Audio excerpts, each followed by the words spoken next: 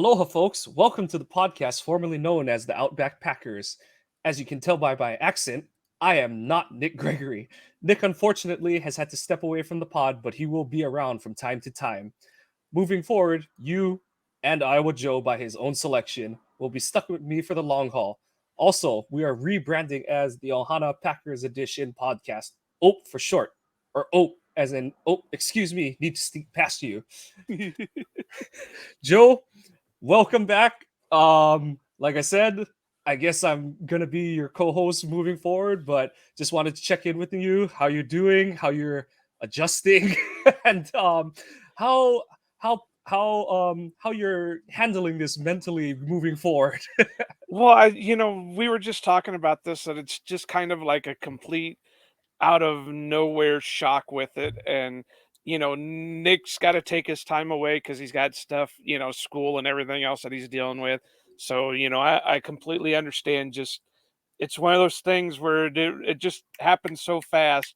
But luckily, Mike, you're stepping up and you're taking over. And, I didn't have to take a break too long to find somebody to record with.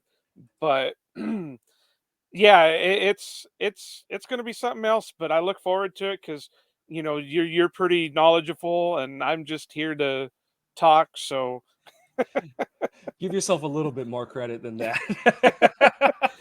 but Nah, we're gonna have a good time. We're gonna have a good time. That's the we most are, important part. and when I was thinking about trying to find somebody else, you were one of the first ones that popped into my mind because we've had you on the other podcast numerous times, and we always had good conversations with it. And so it just made sense to offer it to you first before, doing the whole American Idol thing for a new podcast co-host. Appreciate it. But do you want to tell the people what Ohana Packers Edition is? So just a fun usage of a little bit of the local language here. So I'm sure most of our audience has seen Lilo and Stitch at some point in their life at this point. So we won't go through the used ad I nauseum haven't. So line. what are you talking about? So Ohana is the Hawaiian word for family. So just kind of bringing you into our Packers fandom Ohana. That's what this podcast, and potentially soon we'll be branching out into other things as well. Not to fully pull the curtain back, but Joe has some big plans for the rebrand, and we're hoping to move forward with that as we go on. But for now, it's mainly the podcast that we rebranded, and like I said, Nick is always going to be here. He is definitely part of the Ohana, but we are moving forward, and we're gonna see what the future has for us going forward. And I will say the reason we kind of went with Ohana was, if anybody's listened to us too long, Outback Packers too long, I always called the Packers fans family. It was never, they weren't just Packer fans. Everybody was a family because they're always, well, not always. I mean, you got the Twitter trolls and all that, but, most everybody's accepting. The joke is that you go up for a Packers game and just wander the parking lots and you'll get fed for, you'll be full before you enter the stadium. And just because people are friendly and everything else. So it just made sense to go with that, to kind of go with Mike and his Hawaiian-ness and the Packer family. So, I look forward for, I look towards the future. Hopefully Nick can get back into the fold at some point, but we wish him a lot of luck, and we hope he does well, and we look forward to the future with him. Yep, absolutely. Hope to hear a good day from him sometime in the near future. I I'm gonna can't stop yell, with the give him a crappy good day, Nick. Australian accent, and at some point, my local accent. Well, and then that one's not even that good of one, but my local accent might start to pop out a little bit. So here and there, we might start teaching you guys some pidgin English. Because there's nothing better, nothing more Hawaiian or just islander than having contractions for even the most basic of daily functions. But getting back to our Green Bay Packers, getting focused back in on the thing that we're here to talk about. we'll go into the week that was. Green Bay obviously ended up playing the Patriots yesterday in their second preseason game, a game that it has a quote unquote final score, but obviously the game was called. I think for the right decision was made by Belichick and LaFleur to end the game early after the Isaiah Bolden injury. The best news out of that is it sounds like Bolden was able to travel back to New England earlier today. I believe he himself tweeted out that he was doing better and that he was safe to travel. And amidst everything, even before the Damar Hamlin incident, but obviously since then, just having guys long-term health interest at heart, that's especially for the preseason, it shouldn't be a difference, but obviously when it's regular season or playoffs, the games quote unquote have to get played. But for a preseason game where, yes, I understand that there are back of the roster guys who are trying to make their name and stuff, but for all intents and purposes, by the time the injury happened in the fourth quarter of yesterday's game, or on Saturday's game, I should say, the game for all intents and purposes was over at that point. So I thought Belichick and LaFleur came together, made the correct decision, got their guys off the field, and kind of just, there was enough good stuff on film to that point, and just make sure the rest of the 189 guys on both roster, or 179 guys on both rosters, were able to,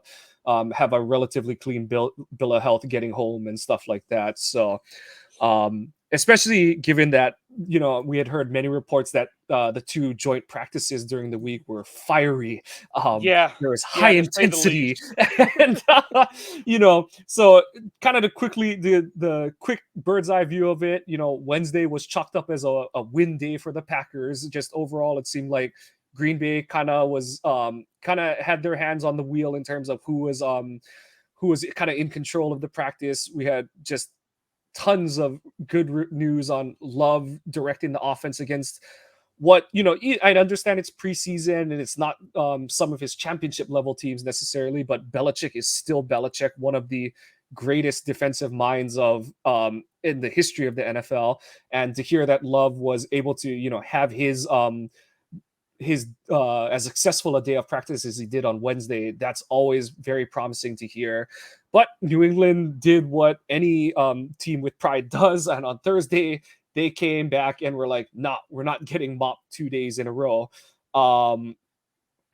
And Green Bay struggled. Not just Love on offense, but obviously Love is the big topic of discussion going around Packers fans. But it was good to see that after Thursday's practice, they went into the game and Love was able to have some success during the game. I think, he played only 3 drives, but to my eye, and we'll go into more detail on everything, but just kind of giving the cliff notes, I thought of his 3 drives. I thought 2 of them were good drives. Unfortunately, the first one ended in the Myers miss snap, which LaFleur kind of explained out. But I thought the first drive and the third drive looked like he had a good hold of the game plan. He was executing pretty well. And even the second drive, he just had a couple misfires here and there. But overall, I thought it was a pretty good game. Maybe 1 or 2 decisions where he kind of might have put the ball a little bit in harm's way, but overall, I felt like this preseason he's had 18 throws, and really only a couple of them have been kind of questionable in terms of his decision making, and that more than anything is one of the things that we wanted to see, especially given what his last year in college was. But Joe, anything that stood out from the practice week that you wanted to go over before we really tap into the game that came up this week? Well, I just gotta say, and I thought I was wordy. No, you're gonna we're gonna the whole 9 yards on that one. But, I I was trying to think while you were talking on which one it was that during the first fight between the 2 teams during practice that he said.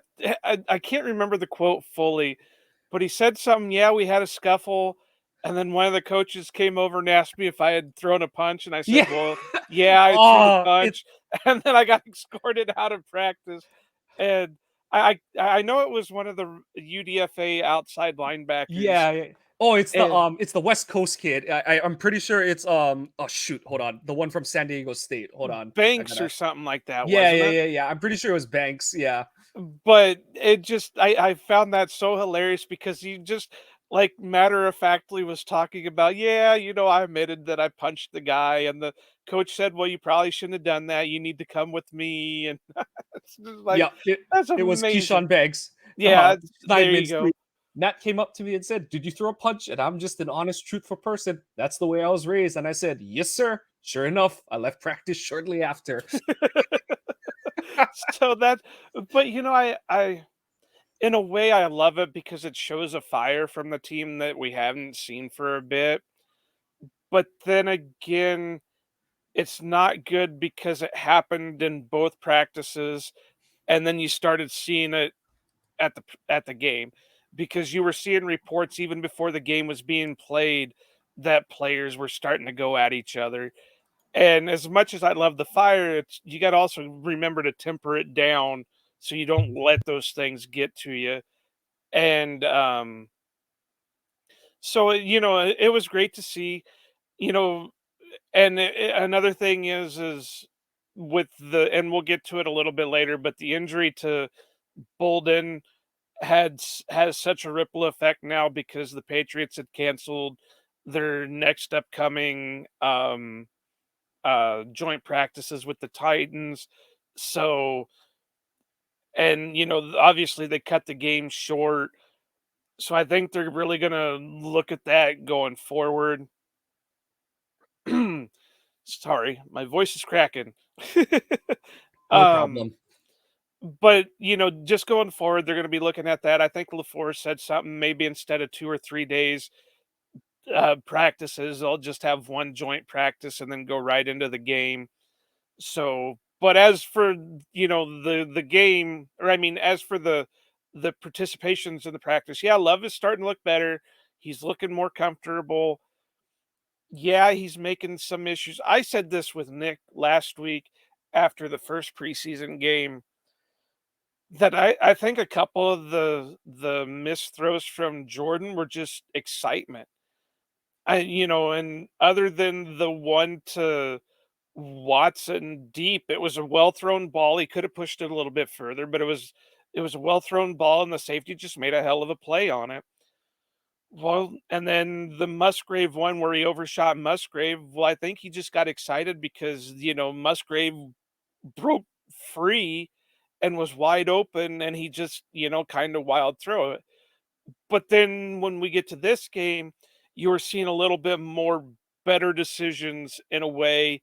Yeah, he still had a couple of things here or there that he needs to work on, but while it's not gonna be like a short leash, he's gonna have like a medium leash on him. You're gonna have to live with some of the mistakes going forward. The thing about it is he going to learn from those mistakes? When we get later on to this into the season and he's still making those mistakes, then you've got to kind of question it. But if he starts making mistakes early on and then later on the season you don't see those mistakes anymore, then you got to say, okay, well maybe we got something here. But even though he's been in the league, this will be his fourth year, he's still technically a rookie because he's never had that longevity as a starter. He's had one spot start and then 2 games of extended playing time. That's not much to go off of. And I fully admit, and I've said it all throughout the podcast, I was never a big fan of the pick. I understood the want to do it, but I was never a big fan of it. But, they got their guy and they've got to ride with him. And, this will be the year that they find out. If it goes well, then you're looking at extending him further out and making him your cornerstone. If it doesn't, you got one more year to work with him. And then after that, you got to make a decision. But so far, other than, like you said, Mike, a couple of weird throws here or there, I think he's been doing pretty well considering. Yeah, I think that's one of those carryovers from practice to the games where it's and that's why I don't make too big a deal about like the reports where it's like, oh, Love has thrown 2 interceptions today or he's thrown 3 interceptions today in practice kind of thing and stuff because I mean, and I know this isn't like making it okay, but it's like Rodgers threw interceptions in practice, and it's I Yeah. always liken it to like there's got to be at some point where, and that's what practice is. You got to have some reps where you're kind of like, I'm just gonna say screw it, I'm gonna try something, and we're gonna see what happens, kind of thing and stuff. And the to me, a nice thing you're seeing about it is that he's doing that in practice. Love is doing that in practice, but you're not seeing him put the ball. He's not YOLO balling it in a game, kind of thing. Kind of an example is the play from I think it was 2 preseasons ago when they played the Bills in Buffalo.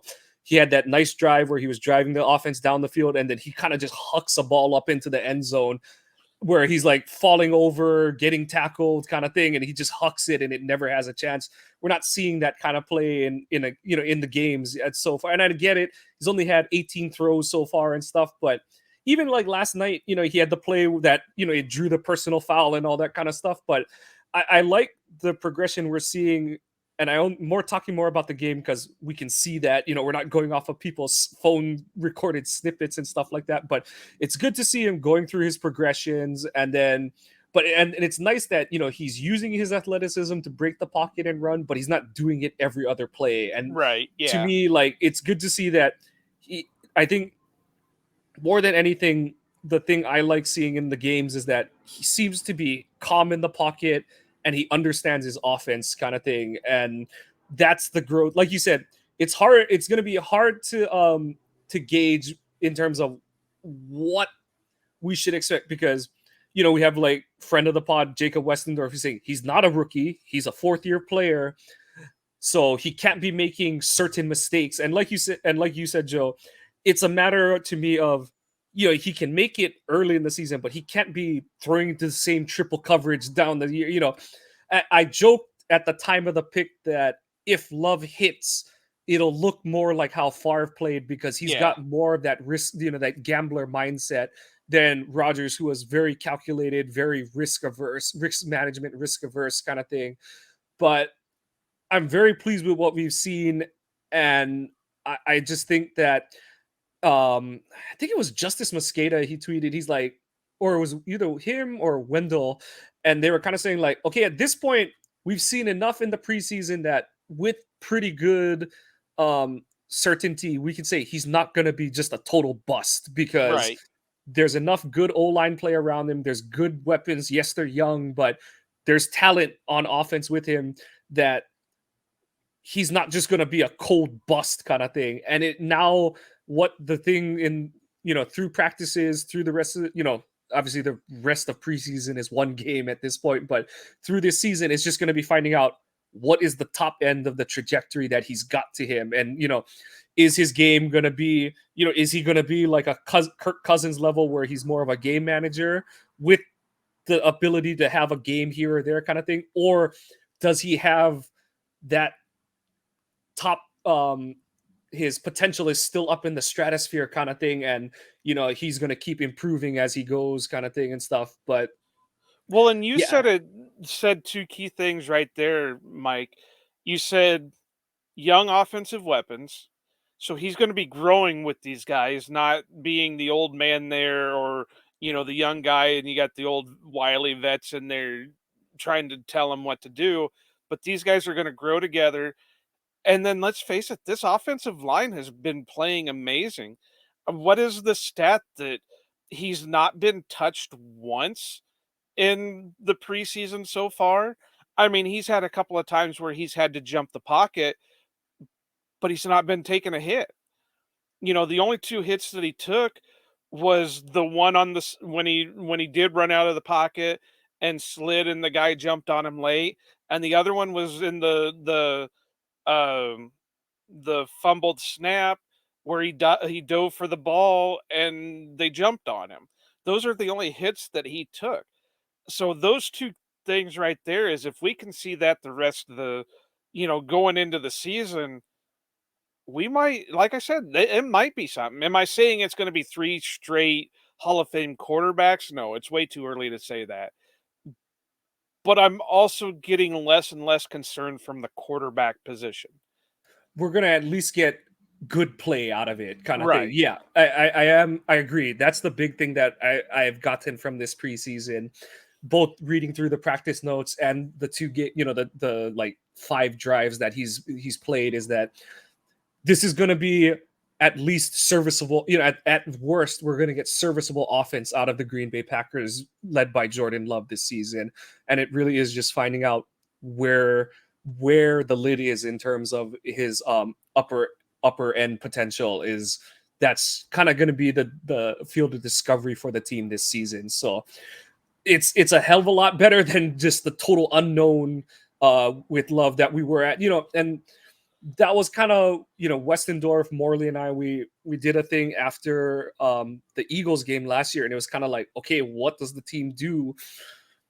And my whole thing was, is like, they can't not know what they have in Love going forward, kind of thing and stuff. And it's obviously, it didn't happen because the team turned it around and got itself in position for a playoff run. But like you said, and like I said, and like Westendorf said, he's not a rookie. He's a 4th-year pro. But at the same time, like you said, Joe, he is kind of a rookie because he hasn't taken meaningful snaps in a regular season, in consecutive regular season games yet. Like, it hasn't happened. He might. I think the only reason he's gotten snaps in consecutive regular season games is to kneel the game out. Like, that's it at this point, if anything. But he hasn't played back-to-back games, like snaps that matter, in his whole career in back-to-back games. So, and obviously it's still the preseason. But I think the big thing as the year goes on is, and it's true for athletes at any sport, is, okay, we're going to see what he is to start the season. Then the league's going to adjust, and we're going to see if he can adjust back to the league, to how the league adjusts to him. And that's going to be the real test of, what Love is made of, and, how much better he can look at the end of the season as opposed to the beginning of the season. Did you hear that, Westendorf? I was right. If you don't like it, fight me. But obviously, there are 89 other players on the Packers other than Jordan Love. Way to change the subject on that one, Mike. Way to change the subject. Hey, this is the Ohana Packers. Hey, so we family want fight to, all the time. Family fight all the time. We want to foster a family atmosphere. But other than Love, which obviously that is the big thing coming into this season, but one note you did make, Joe, is, yeah, Green Bay has gotten back to its roots of just producing an insane amount of offensive line play. Just the level of offensive line play, it seems to be back to that expectation of where it's like, our quarterback is going to be, we're going to have a healthy quarterback because he's not going to get touched much. And I get it. Like, defenses aren't showing a lot in the preseason, but New England ran some pressure packages, and the O-line was pretty good at picking them up and stuff. Yes, well, I know everyone not is... not just that, Mike, to interrupt you for a minute. No. But they were still playing a lot of their starters too, the same with the Bengals. So it wasn't like he was going up against, second and third string guys. He was going up against number ones. Yeah. While they may not be throwing the full playbook at, Jordan Love, they're still giving him pressure and giving him looks, because it's, like I said, it's not just second and third, fringe player guys going after him. No, absolutely. And, just going as an offense as a whole, that was kind of one of the things that came up this week is, like I said, this is still a Belichick defense. They're still, both very heady and very physical on that side of the ball. And that's kind of where the practice is turned, Thursday's practice. That's where New England was kind of able to get the upper hand back on the Packers, is that they just kind of dialed up their intensity, and Green Bay had a tough time matching it. And, it was a little disappointing to read that, on Thursday. It's just like, for me, I'm waking up to a lot of the practice news because I'm like 5 hours behind the team. But, it's a little disheartening as I'm getting ready in the morning, and all I see is every Green Bay report saying like, oh, it's one of those days, another drop. Wide receivers are getting beaten up at the line of scrimmage, all that kind of thing. And we saw it carry over a little bit into the opening of the preseason game. That were, especially that second drive that the offense had, they were able to kind of approach midfield, but then you saw like back-to-back plays where like Love had to go through a full read, and then I think his throw was a little high to Musgrave, and Musgrave couldn't quite get to the first down marker. And then on third down, Reed couldn't kind of get away from some bracket coverage, and the throw maybe Love could have been a little better with the ball placement, but the coverage on Reed was very physical, and he couldn't secure the catch on that play, and that drive ended. But it was nice to see that on that third drive, you and I thought LaFleur was calling a good game. And it's hard to say how much they game plan for a preseason game, but Right. I appreciated that in that third drive, which ended up being their touchdown drive for the starting offense. I appreciated that LaFleur said, "Okay, you're gonna play physical with us. We're gonna take the top off of you, and we're gonna go deep." And it was good to see them not only do that but connect on a play, the throw, the 40-yarder to Dobbs, which was a play that, as someone Amazing. who played wide receiver, it's a great catch. But I wish Dobbs had made it a little easier on himself by running a little bit better route. And my whole thing is like, just use more of the field to your advantage. He and Watson have this tendency to drift on their routes. They drift to the sideline. And my high school coordinator used to always say, "Don't make the quarterback piss in the Gatorade bottle from 40 yards away." Give it. And so what that means is just like, so you're running a vertical, but it's like, keep as much space between you and the sideline as you can. And it's something that I'm just hoping to see Watson, because at the catch point, those two are very, very dynamic, very strong at the catch point. And so it's like, just give yourself that little bit extra room. But it's funny because everyone was like, "Oh, too bad he couldn't get his foot down." And even before he challenged it, I was of the mindset, like, I was like, I wouldn't challenge it because it's the preseason and who cares kind of thing. But I was like, I think he got it. But You know what's weird is I was saying the completely opposite. The minute it happened, I said challenge it because I said that I happened to be watching the game somewhat with my mom, and she was doing something, and wasn't really paying attention, and I watched it happen. I go, he caught that. That's in bounds.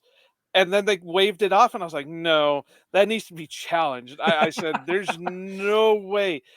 He had both feet down and he had control, and I I was so happy that LaFleur did decide to yeah, challenge it because that's the time to do some of that stuff.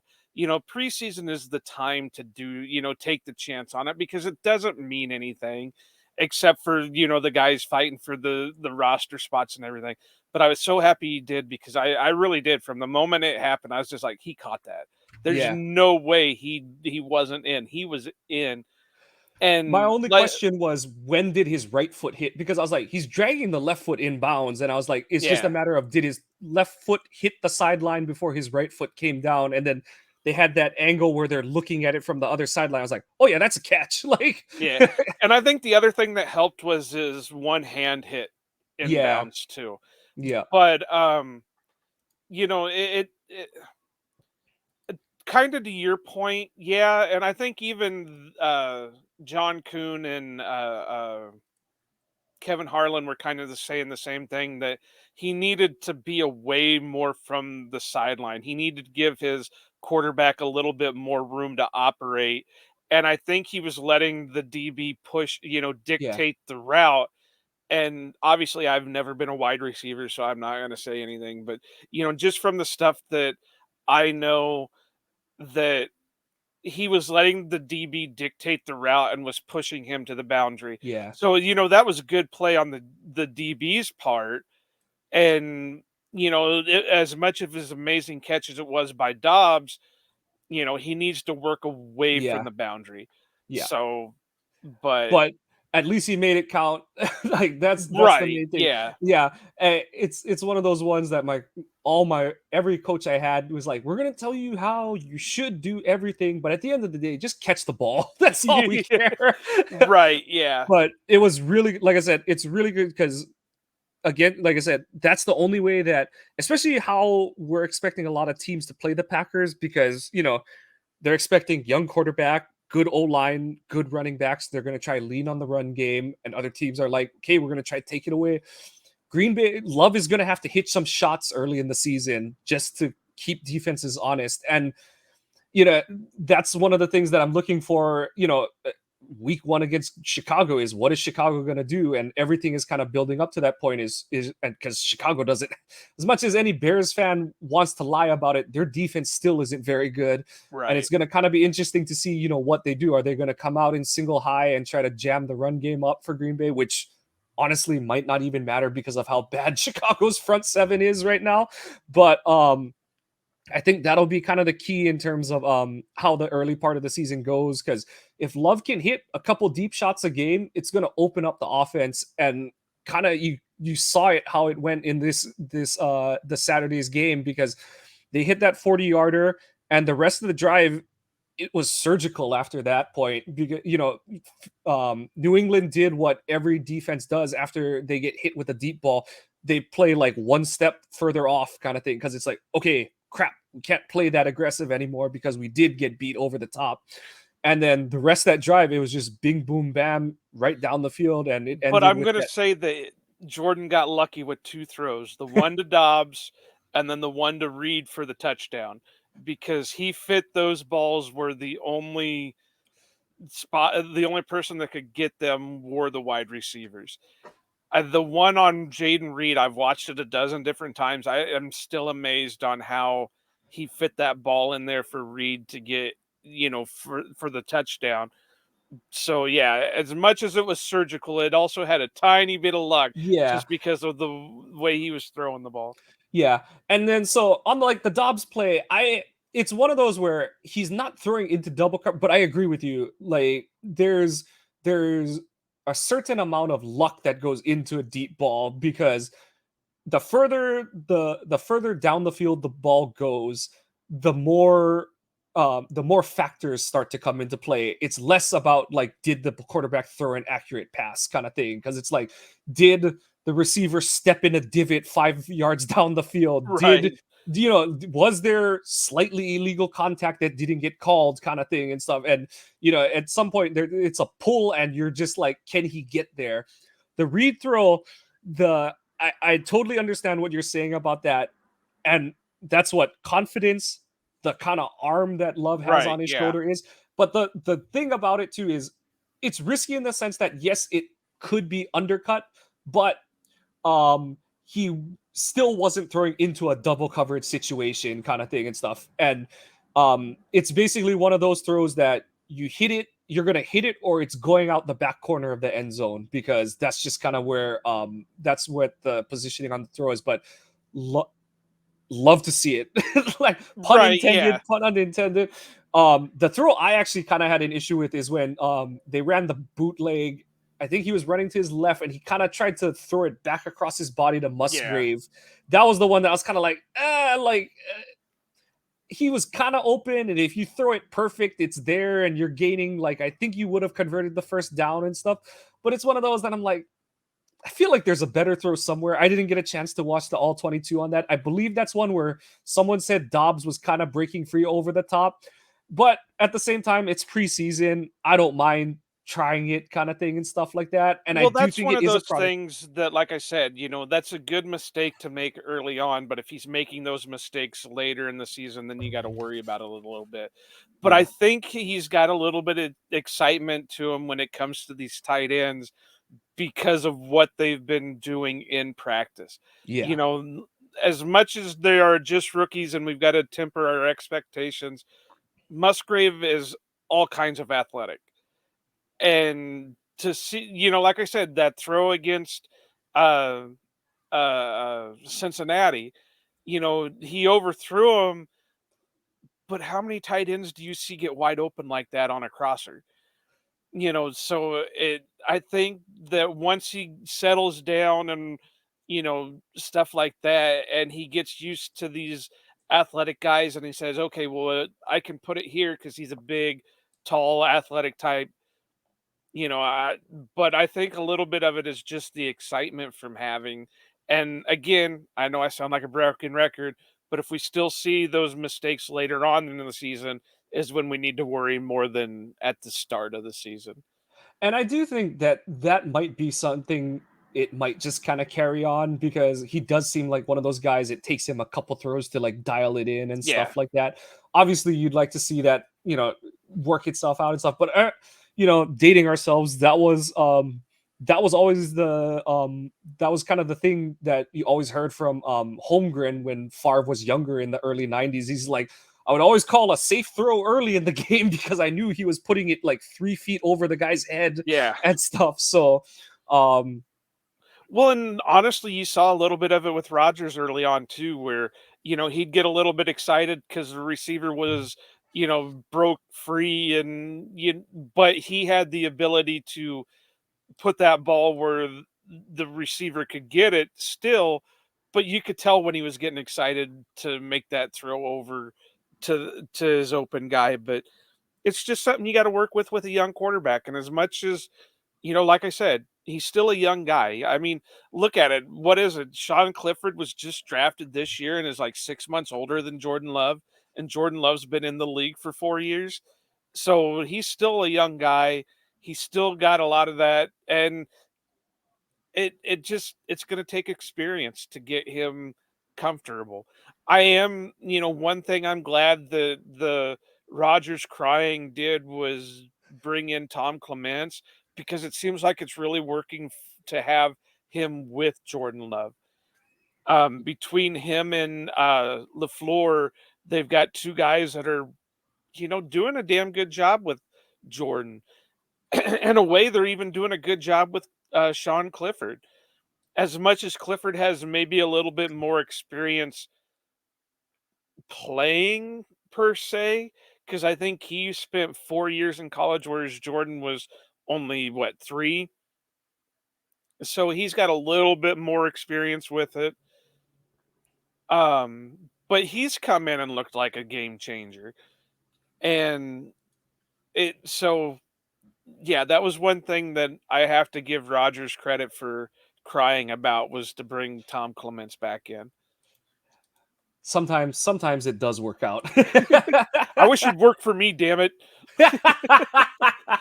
But Instead, you got me. Nah. um anyway, uh so just going by your notes here, let's take a look at the offensive line. Because that's been a big deal so far. We talked about it a little bit earlier, where Green Bay's kind of went back to their roots and has invested in the O line a little bit more, which is funny to say because they didn't take this is the first draft that they didn't take an offensive lineman in like years. And but some of the guys that they've been taking recently are starting to hit. I mean, friend of show Dustin Evely, was talking to him earlier about, maybe taking a deep dive into Rasheed Walker, because Rasheed Walker has come out of middle field or middle field, center field, and has really stood the test. I mean, I'm pretty sure he played the whole game at left tackle, didn't he? Or at least the vast majority of it. Yeah, they seem to be giving him a lot of snaps there. And yeah, I know that was kind of one of the surprises going into the game, was like, oh, it's Rashid, not Yosh, who's going to get the start at left tackle tonight. And yeah, from my eye, he had a really good game. Nothing, nothing otherworldly in terms of like the top end of his play, but you didn't hear his name called, and that's really the second best thing you can hear from an O lineman. Right. He's honestly, I've talked to a bunch of guys about it, Brian Mafia a lot, but I still don't understand how he made it to our seventh round pick last Yeah. year. Just because, especially in a class where it wasn't a deep tackle class, and you were looking at a guy with a couple dozen starts under his belt at a blue blood school kind of thing Yeah. and stuff, and he had talent, and he had upside. And it's just nice to see that it's starting to be realized, and it could just be another steal for Green Bay in that sense. And I know that some people are already doing the like, oh well, if he's able to be the swing tackle, and what can you do, and blah blah blah. they're not trading Yosh at this point. If the time to trade him was before the season, maybe unless there's a deadline deal to be had. But I just think at this point it benefits Green Bay the most to have Yosh's experience on the roster in case of an injury, or if you have to shuffle something else on the line. But I think that having both those guys on roster to be your backup tackles, and they both can just kind of focus on Yosh is just on the right side, Rashid is on the left side, and you kind of just keep everybody's responsibilities more streamlined. I think that's just best for the team moving forward. And more than anything, it's just more found money for this O line. Zach Tom, we don't have to say much because so much has been said for him, but he just had another outstanding game. I know PFF kind of docked his grade because he had the personal foul after the touchdown and like another penalty or some BS like that. But I thought he played an excellent game. Matt Judon was starting across from him for New England, and you didn't hear anything about Matt Judon during the game. And I Um, think Judon even commented on it or something yeah, like that, didn't he? yeah, he basically said like that guy 50, he's good. Kind of like for all intents and purposes, that's basically what he said after the game and all. Um, and and Myers had the bad snap, and okay, so LaFleur came out, and looking back at it, I understand exactly what he's saying. So LaFleur's explanation of it was, as we've all seen, Green Bay has had signals, silent counts, whatever you want to call it, where if they're doing dummy counts and somebody on the defense jumps, we're going to snap the ball. Well, Myers thought the D tackle to his right jumped into the neutral zone, but he hadn't come across far enough. And that's why when he snapped it, Jordan wasn't ready for the ball, but it was errant no matter what. Like it was over Jordan's right shoulder. But looking back at it, it wasn't as bad of it still wasn't on Jordan. So that's why it obviously would have lost 30 yards even if he had recovered it.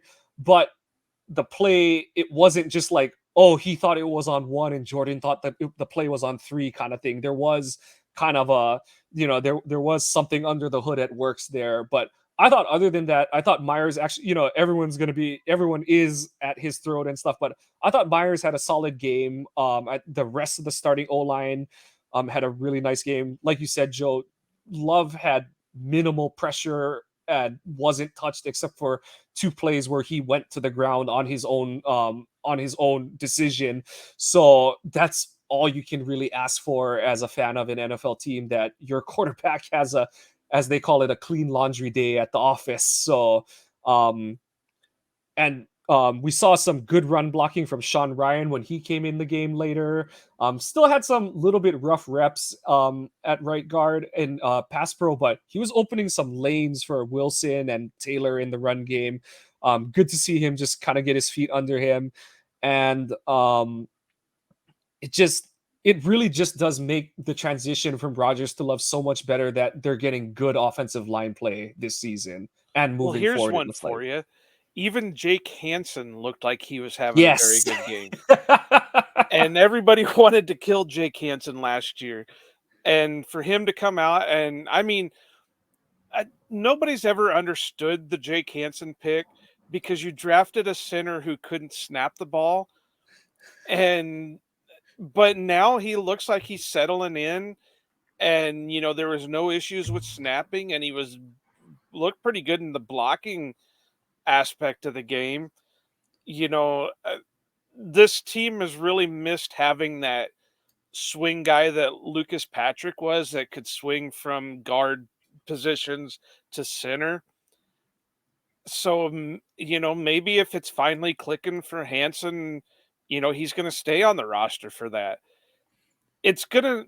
I mentioned something like this last night when I was watching the game on. I tweeted this, that with all the guys that are looking good and fighting for roster spots, this cut day is going to be the hardest because there's so many tough decisions that are going to have to be made, that, yeah, from our point of view are a little bit rougher, might be easier for the coaches and whatever, but you know from my point of view, at least, there's going to be some rough ones.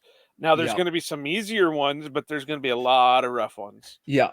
when they get into those fringe positions like linebacker 4, wide receiver 6 and or 7 kind of thing, do they keep a third running back?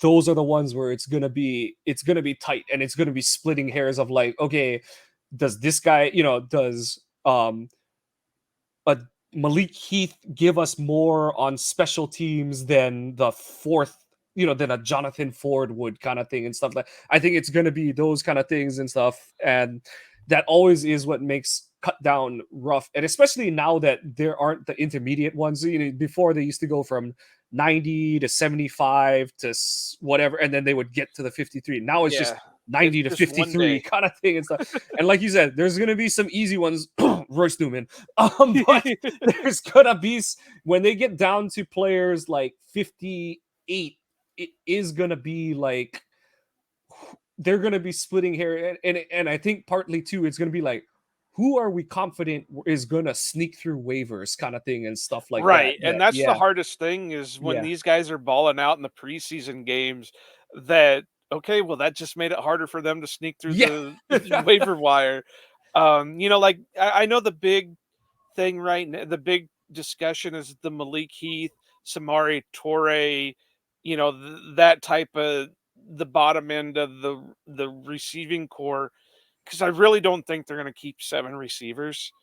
I think with the amount of tight ends that they're going to end up keeping, they're not going to be able to keep as many receivers as they have in the past. So obviously you've got your main ones. You've got Watson, you got Dobbs, and you got Reed. So that's basically going to be your starting 3. Then you've got to start deciding from there. Who's yeah, going to be that next. Obviously you don't want to get rid of Wicks because yeah. he's shown out. So you would theoretically slot him at 4. Then it's a toss up. Malik Heath, Samari, DeBose. Uh, I who was it that I was having this conversation with? I said that maybe Malik had. I think it was Mafi that Malik had maybe the edge just because of what he's been able to do in the games, whereas DeBose has been relatively unheard. You haven't Partly heard from because of him, injury, and and yeah, that's the thing right there is maybe he would be easier to sneak through waivers because of the injuries and not producing, and then you could just redshirt the year and bring him back the next year to compete. Whereas Heath has been producing and might be a little bit harder to sneak through yeah. waivers to get to the practice squad. So, you And then know, the interesting one. So I agree with you. I don't think they're keeping 7, but they might technically keep 7 on the opening day roster, in the sense that, and it's going to be reliant on, so Wicks, he popped, he had a hamstring injury that popped up in the middle of this game, and it's one of those, like, if it's a minor one, they're probably only keeping 6, but if it's a hamstring injury that's going to require any, that'll preclude any sort of trip to IR, I could see them keep, it'll technically, they'll have kept 7 for, whatever it is, 4 p.m. on that Tuesday after this week's preseason games. They'll have kept 7 wide receivers, and once the calendar flips over, they're putting Wicks on IR, kind of thing, and yeah, it's down to 6, kind of thing, and stuff. So that would be the only way I see them keeping 7, is if Wicks's injury kind of, allows them, to make that move, because a hamstring, obviously, hamstring injuries and Green Bay Packers, what goes yeah, no together more than kidding. those two? But it is one of those where they obviously wouldn't want it to end his season, kind of thing and stuff, because like you said, they definitely, he's shown out in practices and the games, and so they're definitely going to want him in the fold this season. And um yeah, I'm just really excited. DeBose is my guy. Haven't been shy about making that clear. Yeah, it sucks that he was hurt for like the opening part of like all of OTAs and the first part of training camp, so he hasn't been able to show up. But A lot of the returns that you're hearing from the coaching staff and stuff has been really positive. I thought he had a good game on Saturday. He made a couple nice catches on some potential hospital ball. He Yeah. and Heath were both catching their fair share of hospital balls from Clifford, but they were making plays out there. And I think it'll, yeah, like you said, it's really just going to depend on what they're looking for in terms of how they want to shape the receiving room that are going to kind of decide those spots. Um on the other side of the ball, the most promising thing for me that came out on defense is how much pressure they were able to put on New Yeah. England. I know New England's kind of like middle in the pack in terms of offensive line play and stuff, but regardless, it was really good to see my guy from last year, Kingsley Inigbari, just have himself a night. It doesn't matter to, obviously it's good that he's doing against what is projected to be New England's starter line, but the power moves he was putting together to get his 2 sacks, those are the things that um I fully hoped he would be able to do in the NFL. And it's great to see him translate what he did in college to the pros. He even had the Julius Peppers 3-in-1 special, get the strip sack, Yeah. recover it yourself. um all-in-one special. And it was good to see, it was really good to see that from him, especially because I know Rashawn is back off of PUP, but he's definitely going to be on a pitch count probably through the bye week. And they say it with all, everyone has to remember, I'm sure there's going to be a point where it's like something's wrong with Rashawn. Why are they going to extend him? Blah.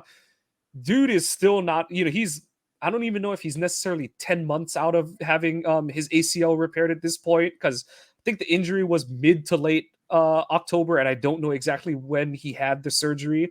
So, Right. he's right around the 10-month mark, which is still on the very early end of when guys return from that kind of injury. So I think he'll be on a pitch count, but having Kingsley in the mix with Preston, Rashawn on whatever pitch count, having that as your top 3 guys, and then you just have Hollins, who's just a steady, heady pro. That's just the good makings. And I thought Lucas had it's not gonna pop on the stat sheet, but I thought he had a good game last night. Doing a lot of the things that they want him to do. He's explosive as hell when they run him on stunt twists with whoever the D lineman is next to him.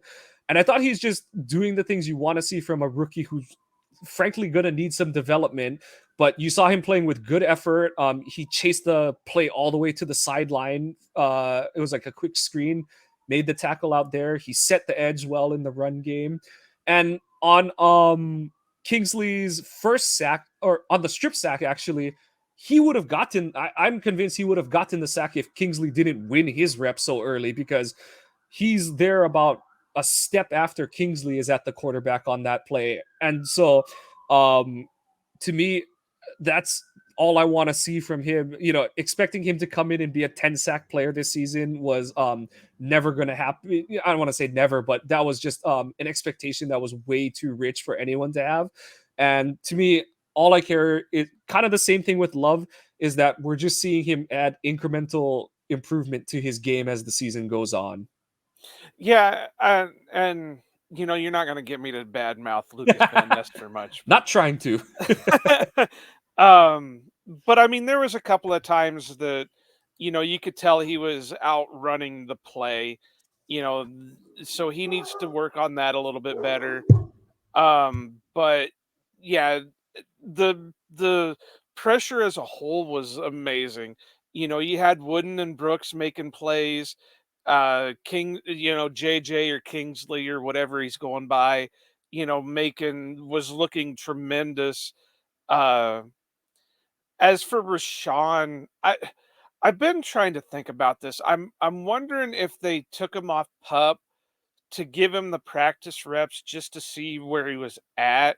And it wouldn't surprise me if they did, like, maybe a couple week IR stint, because I think they're still keeping the same IR rules that they had through COVID, where it's only like a 3-week thing and then you're eligible to come back. Um, so it wouldn't surprise me to see that. It wouldn't surprise me to see him end up on pup after the final cut downs or whatever. Um, but it also wouldn't the way he's worked back, it wouldn't surprise me to see him starting week 1 either. But, I'm gonna wait and see with him. Obviously, as Packer fans, we've had our fair share of issues with how players have come back from, ACL injuries. Uh, but, I think the edge position is in a fine place until he gets back. Obviously, it's gonna be even better when he does get back, but I think between Kingsley and Preston and Lucas and the we were just talking about cut downs.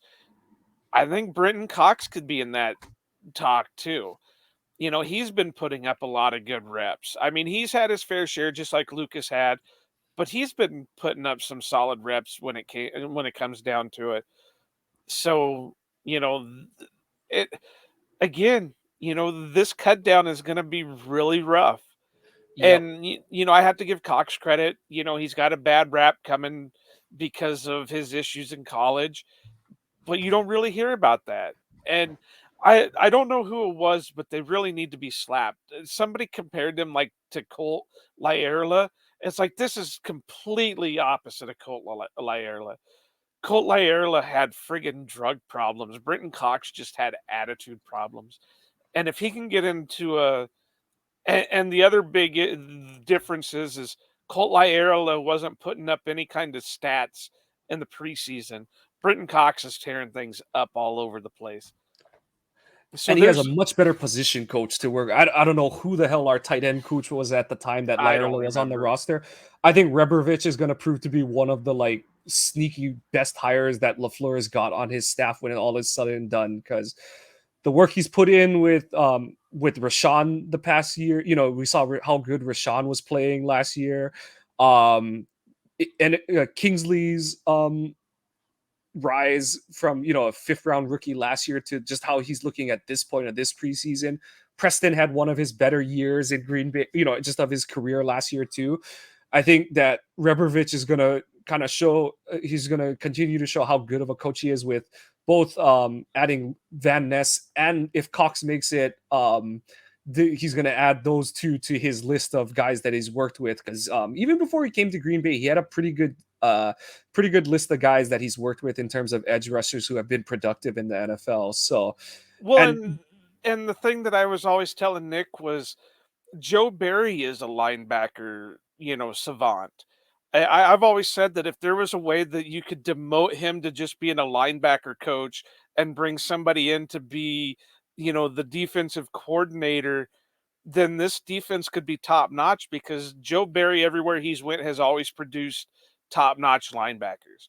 I mean, ask Preston Smith. Preston Smith was with him in Washington, and he had some of his better years in Washington. So, if it's never going to happen because I don't see Joe Barry taking a demotion. But if he could just, work with the linebackers and let somebody else handle the play calling, then just to kind of touch on the Joe Barry thing, I think he's been doing better now that he's up in the booth than he is on the sideline. So maybe now it's going to be, something else. Maybe he's yeah, finally seeing things clearer. we saw, yeah, it's been a lot more, it's been a lot different look this preseason than it has the last two seasons.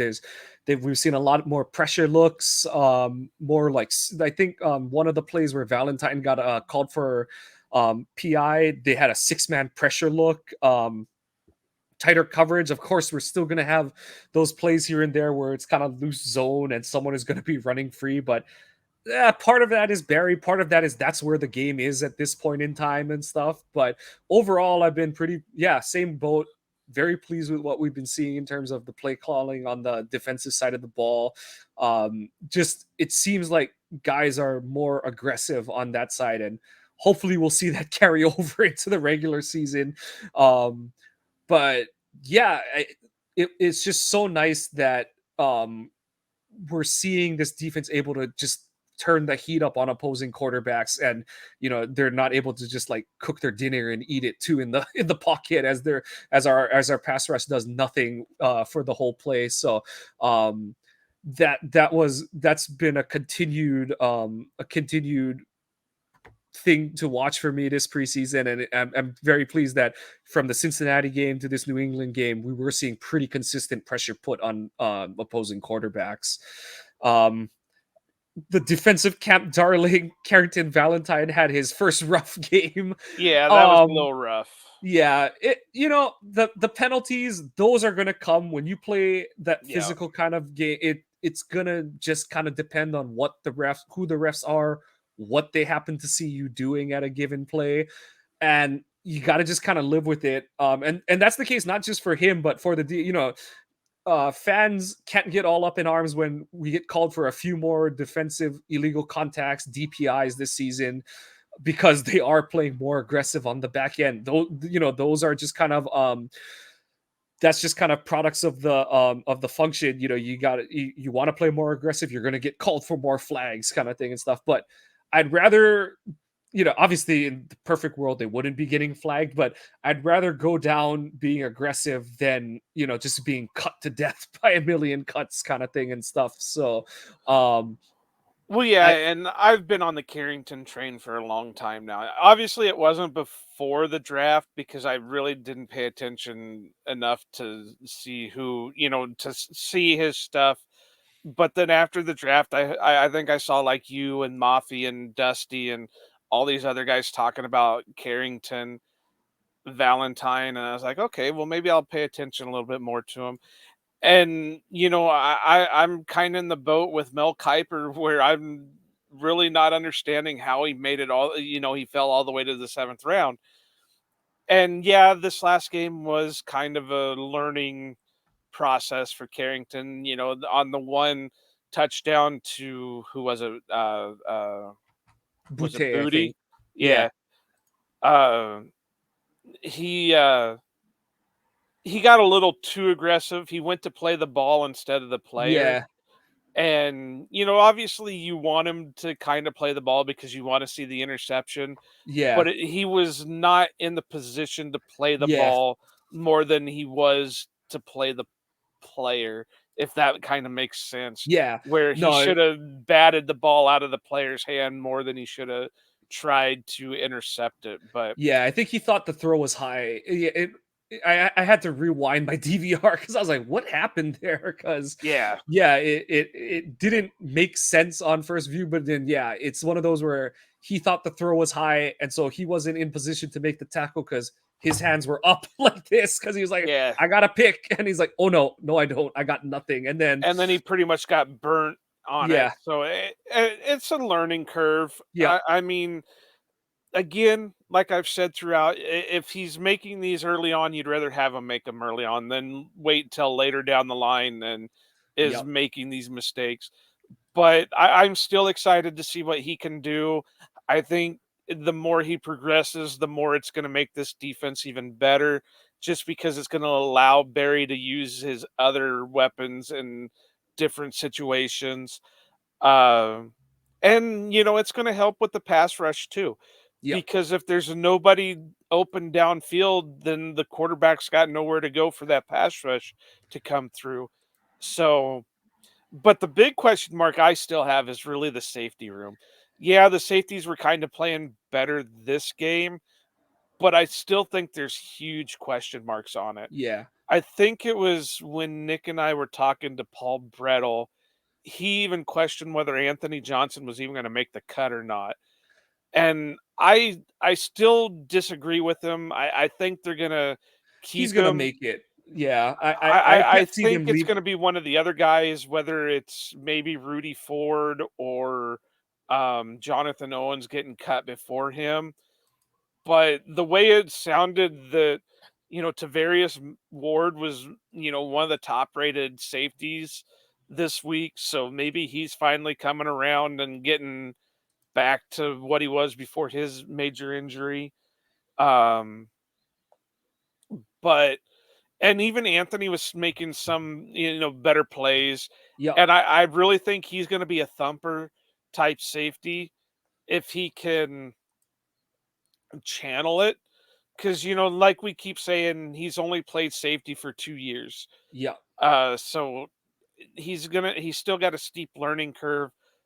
But with what I've been seeing out of, and trust me, this hurts me. He's a Cyclone. I'm a Hawkeye. It hurts me to say this about somebody like that, but um, it just I think given time, he's going to be a player, and he's another one that I just don't know if he's going to be able to float through waivers because I think somebody's going to see the potential and take a chance with him. Uh-oh.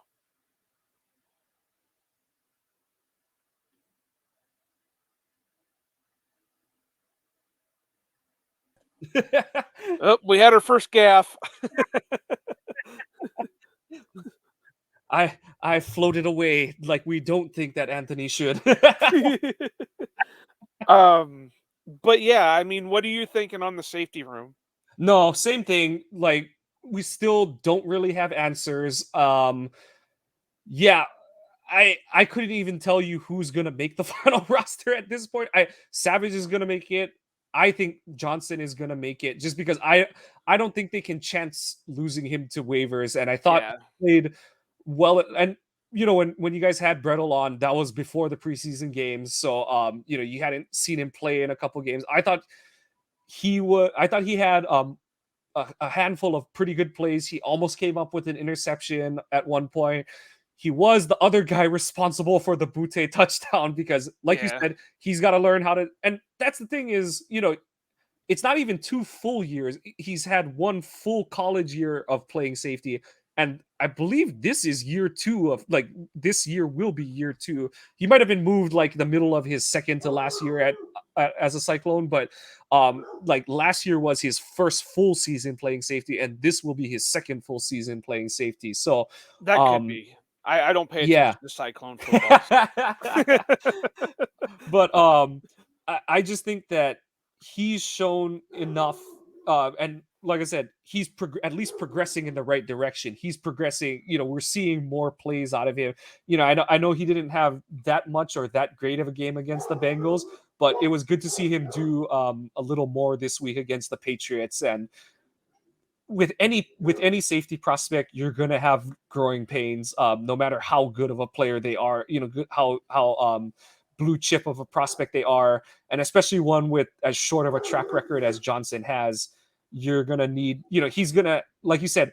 Obviously, you'd like them to be in practice and preseason, but he's gonna need live fire reps, and he can't get them if he's not on the field. So, I think at some point late this season, he's going to be the guy starting with Savage, but and it's just going to be the bridge to get him there in terms of, who is the guy next to Savage to get them there.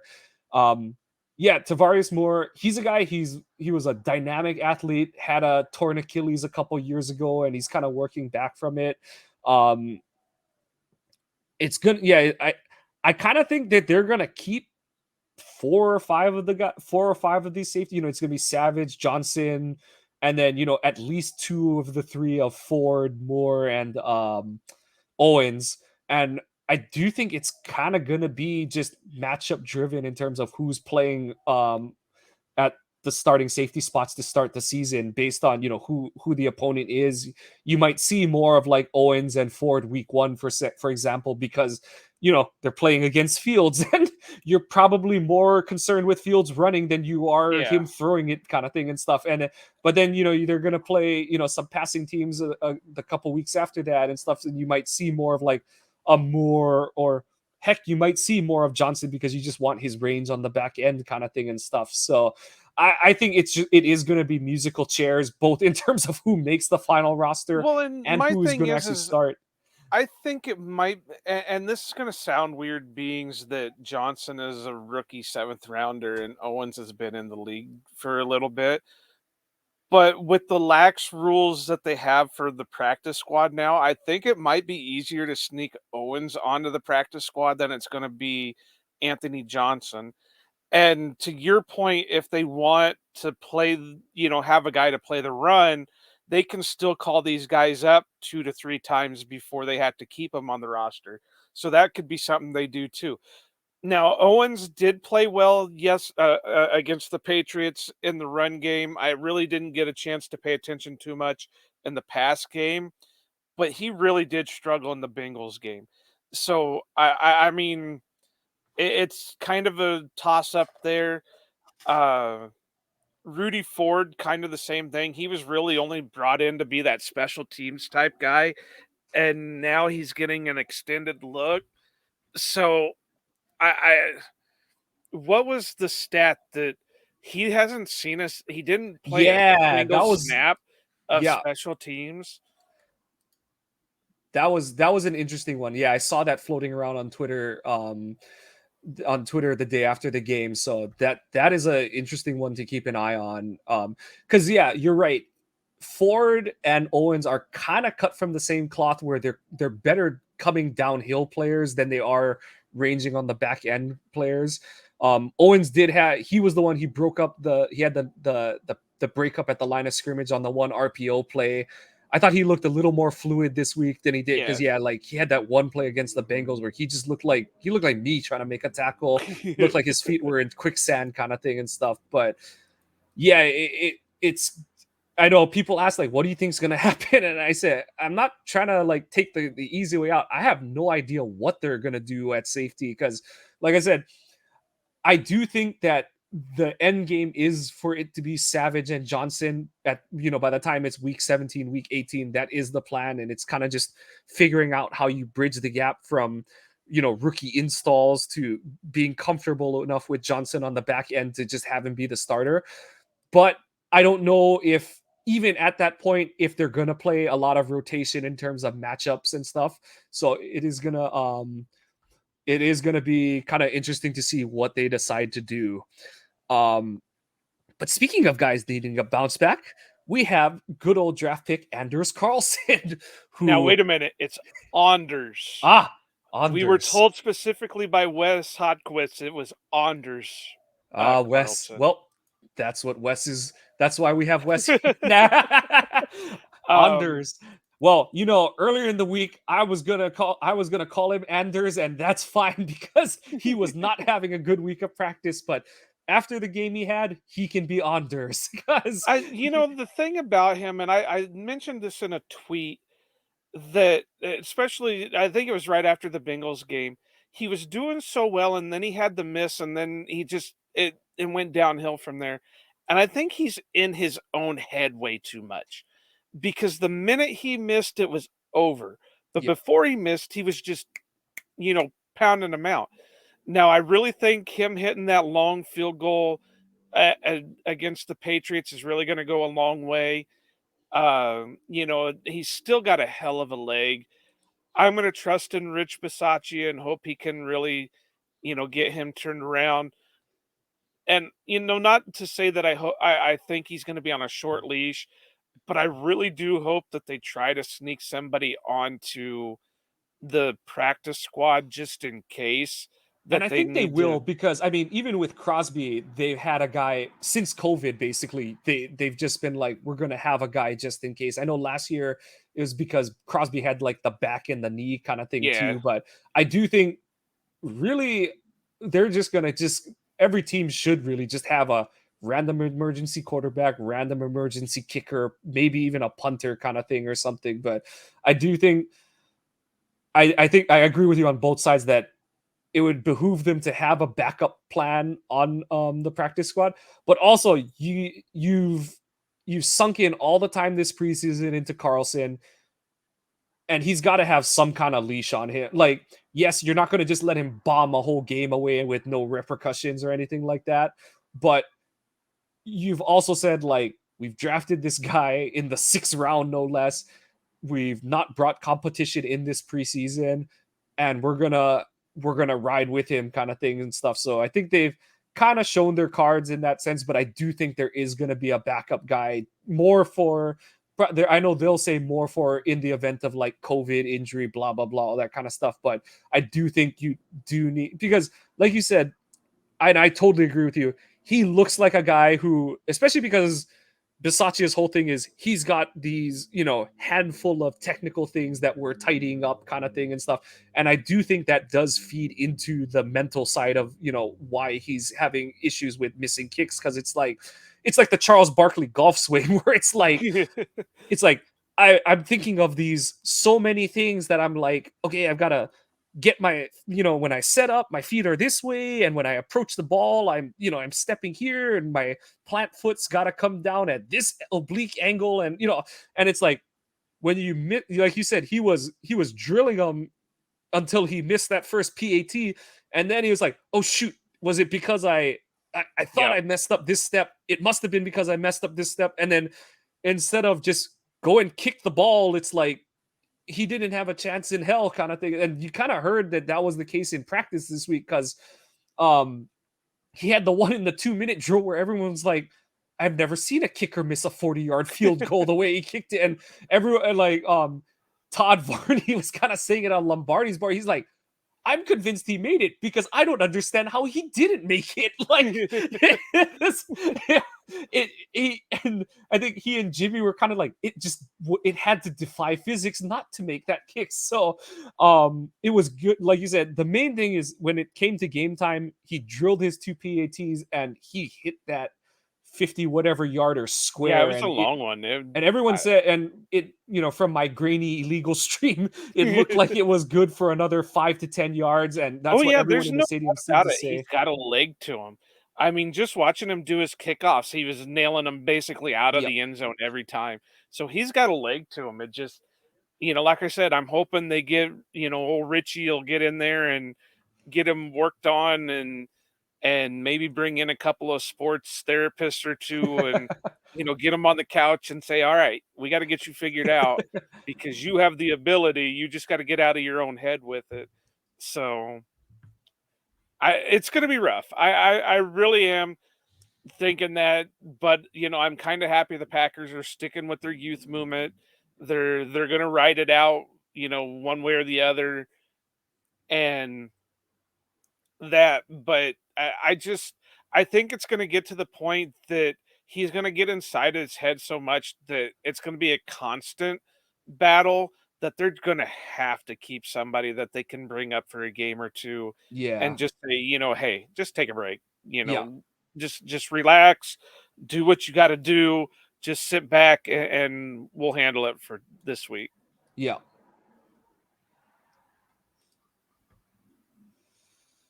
But yep. So it's been a week, and we got one more week of preseason. Who are we playing this week? This is great radio this week. Uh, Seattle, isn't it? Yes, it is Seattle. Oh, the Seahawks. And So it's at Seattle, isn't it?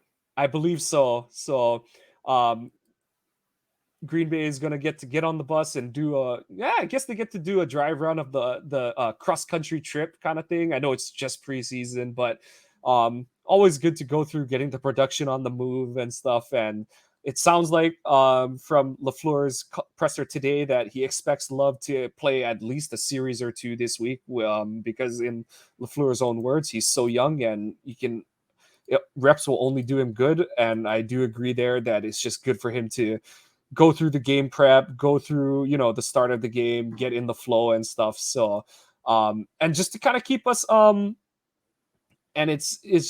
I'm just excited to see what he's going to continue to do as they continue to go through, game prep, game starts, and, just it's their last dress rehearsal before week one. And so, like we've said a lot in this pod, we like the progression we've seen from him. We just we want to see him just continue to be on that positive trend moving forward.